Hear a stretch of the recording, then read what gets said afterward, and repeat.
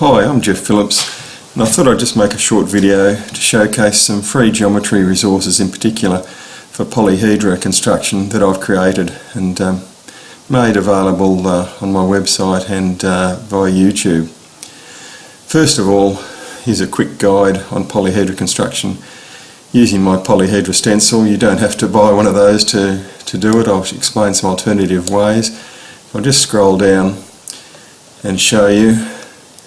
I use 160 GSM coloured card, and tracing shapes of the same side length onto those cards, I usually use a different colour for each shape.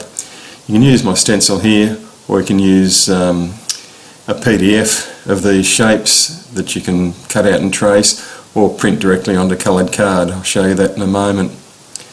But I don't include tabs because I find it's just as quick to cut rough tabs around the outside. The tabs don't have to be exact because they're folded on the inside. I score the tabs and fold them so that the scored ink edges will be on the inside of the model. Fold them up, and then I produce as many faces as I need, all separate for the polyhedra concerned. Whoops. And then I use a thin smear of Aquatear quick set glue. It's available from Bunnings, for example, just on a wooden skewer. Using these with students, I'd cut the pointed ends off, and it's a case of less is more. Just a very thin smear on one of the tabs that to be joined, and then hold them together like this, probably only for a few seconds is necessary, and it sets pretty well, or quickly enough to hold solidly after about 5 seconds, I think. Now, you don't need nets because the Archimedean polyhedra have the same pattern at each corner here. In this case, it's hexagon, square and decagon. And you repeat that pattern at every corner and you'll produce the final model. And just some other resources that I'll include a link to this in the video description. Here's a PDF of 3 cm regular polygons, so you don't have to buy the Polyhedra Stencil. The advantage of the Polyhedra Stencil is you don't have to photocopy or trace around cardboard shapes, but here's a complete set. But the next page is a page of triangles. You could photocopy that onto card. You still need to trace around or score the edges, and squares, pentagons, hexagons, octagons and decagons. They're all the shapes that you need for the Archimedean polyhedra. Now, another thing I thought I'd show just quickly is my website. If I go to that, it's www.maths-pro.com.